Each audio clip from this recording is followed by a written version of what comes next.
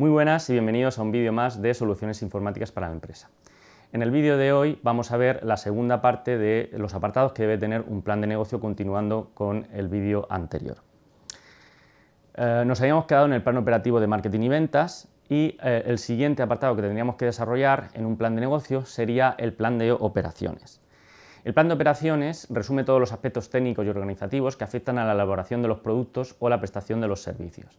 Es sobre todo un apartado muy importante para las empresas de manufactureras, ¿de acuerdo? Aún así, aunque se trate de una empresa que únicamente comercializa productos o servicios, debemos desarrollar también los siguientes apartados. En primer lugar, la localización geográfica de las instalaciones, justificando qué motivos han llevado a ubicar el local de la empresa ahí y no en otro lugar. Por ejemplo, la proximidad a la mano de obra cualificada, los incentivos fiscales por instalarnos, por ejemplo, en un polígono industrial por parte del Ministerio o de determinadas comunidades autónomas, etc. Asimismo, también debemos señalar o especificar cuál va a ser nuestro local, edificio y o terreno necesarios para desarrollar la actividad, indicando si se opta por la compra o el alquiler.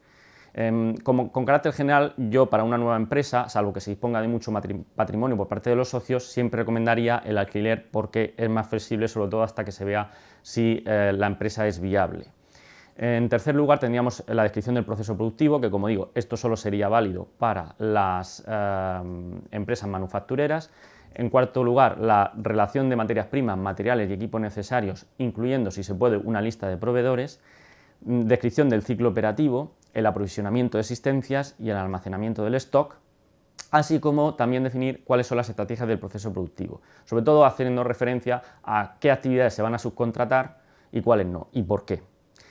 Y por último, se suele incluir también una descripción de los procesos de control de calidad, de inventario y procedimientos de inspección. Seguidamente tenemos que entrar en el apartado de los temas societarios, es decir, debemos indicar como mínimo cuál es la forma jurídica más conveniente para la futura empresa. Cada una tiene sus ventajas e inconvenientes, lo vamos a ver en la figura 20 a continuación. En segundo lugar, qué trámites conlleva la constitución y puesta en marcha de este tipo de forma jurídica y, por último, qué coste lleva asociados para poder crearla. También se suele informar de los diferentes socios o accionistas o inversores que la constituyen, cuál es su aportación en términos de capital social, explicación de la implicación ejecutiva de los socios en la empresa si es que la hay, los derechos y obligaciones de los socios, la composición de los órganos de gobierno, así como los métodos de coordinación y periodicidad de las reuniones. Aquí tenéis, como digo, en la figura 20, las formas jurídicas de empresa más utilizadas en España. Con carácter general, yo recomendaría siempre la sociedad de responsabilidad limitada porque tiene un capital social mínimo relativamente bajo, de 3.000 euros, y la responsabilidad queda limitada a ese capital aportado, mientras que la figura del empresario individual, lo que se conoce como autónomo o una sociedad civil, si luego la empresa fuera mal, los promotores no solo deben responder con el capital aportado, sino también con todo su patrimonio. Seguidamente tenemos que elaborar un plan de recursos humanos. Las personas y el talento son elementos clave de éxito empresarial, por tanto, este apartado es fundamental. ¿Qué debemos hacer aquí? Pues muy sencillo. En primer lugar, debemos fijar un presupuesto total para la contratación del personal, la elaboración de un organigrama o, como mínimo, un listado del personal de la empresa enumerando sus responsabilidades y tareas, definir los perfiles profesionales necesarios para la empresa, la vinculación entre la empresa y sus trabajadores, es decir, si lo vamos a subcontratar o van a estar en nómina, y si van a estar en nómina, qué tipo de contrato tienen, si de forma indefinida o temporal, a tiempo completo o a tiempo parcial, o se trata de un contrato especial, como pueda ser un contrato formativo, en prácticas, etc. En quinto lugar, búsqueda y selección de personal. Para ello es muy importante definir quién se va a encargar de la contratación del personal, si nosotros y quién va a ser el responsable, o bien lo vamos a subcontratar a una empresa, por ejemplo, de trabajo temporal o una empresa cazatalentos. Y por último, la relación laboral y los contratos de trabajo, aunque esto sería tal vez demasiada información y conviene siempre ponerla, por ejemplo, en un anexo. Bien, además, a veces también se suele explicitar el convenio laboral que rige. en su caso, en ese sector, el número de trabajadores por categoría y puesto, turnos de trabajo que garantizan el correcto funcionamiento de la empresa, la remuneración de cada trabajador o categoría, las obligaciones fiscales, las políticas salariales de lo que se conocen como bonus, objetivos variables, formación, de políticas de reciclaje profesional, de carrera profesional, etc. Bien, seguidamente tendríamos que desarrollar lo que se conoce como estudio económico financiero o simplemente a secas plan financiero.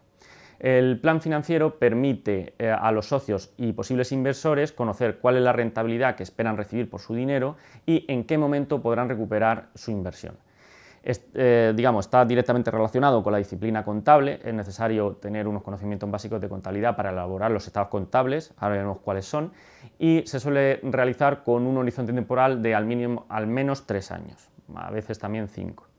Debe informar sobre las siguientes cuestiones. En primer lugar, la inversión inicial necesaria del proyecto. En segundo, la búsqueda y obtención de capital, planteando las diferentes fuentes de financiación posibles, tanto en entidades bancarias como en subvenciones y ayudas de administraciones públicas. También se suele incluir los cuadros de amortización de inmovilizado. El inmovilizado, digamos que son aquellos bienes con carácter duradero en la empresa necesarios para poder desarrollar la actividad, como puedan ser equipamientos informáticos, elementos de transporte, locales, etc. Y entonces, esos elementos de inmovilizado van a ir perdiendo valor por su normal uso y esa pérdida de valor hay que registrarla. Y por otro lado también tendríamos los cuadros de amortización de préstamos. Seguidamente también debemos informar de las propuestas del reparto de dividendos, o en su caso, si no se van a repartir dividendos, de capitalización de la empresa, así como las previsiones anuales de los 3 estados contables que os nombraba antes, que son la cuenta de explotación, la previsión de tesorería y el balance de situación. Ahora vamos a ver brevemente cada uno de ellos. También debemos informar de la parte del capital que estará en poder de los promotores y qué parte va a estar en poder de terceros, prestamistas, así como la evaluación de la inversión, en la cual debemos incluir pues, una serie de ratios económicos financieros. Os voy a mostrar unos cuantos. También se suele incluir pues, el periodo de recuperación de la inversión, el valor actual neto, la tasa interna de rentabilidad, el cálculo en punto muerto umbral de rentabilidad, así como el fondo de maniobra. En lo que respecta a un ejemplo de cuadro de amortización, pues lo tenéis ahí en la figura 25. ¿De acuerdo? En este caso tenemos 3 elementos de inmovilizado: adecuación del local, mobiliario y equipamiento informático, y cada uno se le presupone que va a ir perdiendo un 10, 20 y 25% respectivamente su valor cada año, de tal manera que nos sale una cuota de amortización que representa una pérdida que debemos reflejar año a año. En la figura 27 lo que tenéis es un modelo de cuentas de explotación. Recordad, los estados contables, el primero de ellos es la cuenta de explotación, que refleja el resultado del ejercicio, pero indicando cuáles son los ingresos y cuáles son los gastos. Lo tenéis ahí todo en la figura 20, cada uno de los gastos e ingresos que se deben considerar. Al final se hace una resta entre el total de ingresos y el total de gasto, y ese sería el resultado de explotación, que vamos a utilizar ahora para calcular algunos de los ratios económico-financieros.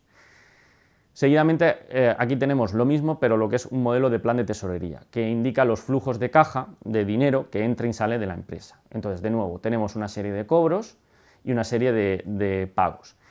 Y luego al final se calcula el saldo, que puede ser positivo o negativo. Es muy importante realizar bien el plan de tesorería porque, sobre todo, los primeros años de vida de la empresa, especialmente el primero, es crítico porque van a haber más pagos que cobros. Hasta que alcancemos ese punto muerto, un plan de rentabilidad, donde digamos, la empresa comienza a generar beneficios, es necesario que nos financiemos. Por eso es muy importante realizar, en general, este estudio económico financiero de la mejor manera posible y especialmente en lo que sería el plan de tesorería.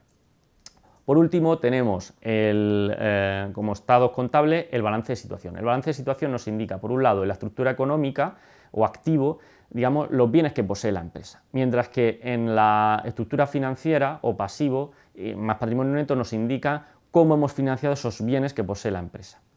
Entonces, lo que es el activo se diferencia entre movilizado, que ya hemos dicho que son los bienes con carácter duradero en la empresa necesarios para desarrollar la actividad, y el activo corriente o activo circulante, que sería el activo, o sea, los bienes que están pensados para la venta, ¿de acuerdo?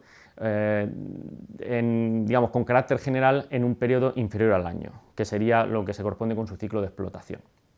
En el caso del activo se suele ordenar de menor a mayor liquidez, por eso ponemos el inmovilizado arriba y el activo corriente debajo, y en el caso de la estructura financiera, que estaría formado por el patrimonio neto por un lado, que son, digamos, los bienes que aportan los socios, y por otro el pasivo, que son las deudas de la empresa, distinguiendo entre pasivo a largo plazo, a largo y a corto plazo.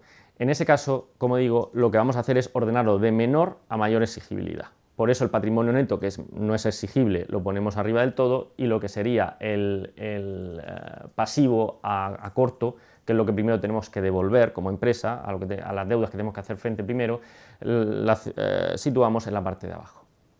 Aquí tenéis un ejemplo, un balance de situación muy sencillito, en la que, como vemos, al final las partidas de activo tienen que sumar lo mismo que las partidas de pasivo, ¿de acuerdo? Es decir, todos los bienes que tiene la empresa han tenido que ser financiados de una manera o de otra, o con fondos propios o con fondos ajenos o pasivos. Bien, en la figura 34 seguidamente tenéis una serie de ejemplos de ratios económico-financieros. Algunos de los más conocidos pues, es, por ejemplo, el margen sobre ventas, la rentabilidad económica, la rentabilidad financiera, la solvencia a corto plazo. Ahí tenéis cómo se calcularía. Las magnitudes para poder realizar esos cocientes se obtienen de la cuenta de explotación, el balance de situación y en general de los estados contables que hemos elaborado antes. Por eso es muy importante elaborarlos de la manera más digamos, precisa posible para luego que estos ratios tengan sentido. En el ejemplo, en la figura 36, a continuación lo que pongo es un ejemplo del cálculo del punto muerto o umbral de rentabilidad, ¿de acuerdo? Pues simplemente hay que tener en cuenta todos los gastos y cuál sería el margen bruto medio sobre ingresos, y se realiza de manera sencilla. En lo que respecta, por último, al fondo de maniobra, otro de los indicadores que nos permiten evaluar la inversión es simplemente la diferencia entre el activo corriente y el pasivo corriente, es decir, entre el activo corriente que está ahí en verde clarito y el pasivo corriente que está en azul. Es simplemente una resta. Si habéis hecho correctamente el balance de situación, no tendríais problema en determinar el fondo de maniobra. Por último, respecto a las conclusiones y viabilidad, este último apartado del plan de negocio consiste simplemente en hacer un resumen de todo lo anterior, indicando cuál sería la viabilidad técnica, es decir, demostrando brevemente si es posible desarrollar eficientemente nuestros productos y servicios desde el punto de vista técnico, o, por ejemplo, la viabilidad comercial, es decir, se justificar la existencia de un mercado para el producto o servicio previsto y si las ventas estimadas son realistas, ¿de acuerdo? Con el plan que hemos hecho, así como bueno, por la viabilidad económica, financiera y estratégica. Por supuesto, este apartado tiene que ser coherente con todo lo que se ha dicho anteriormente en el plan. Y con esto finalizaríamos todos los apartados de un plan de negocio. Nada, muchas gracias por vuestra atención y nos vemos en un próximo vídeo. Hasta luego.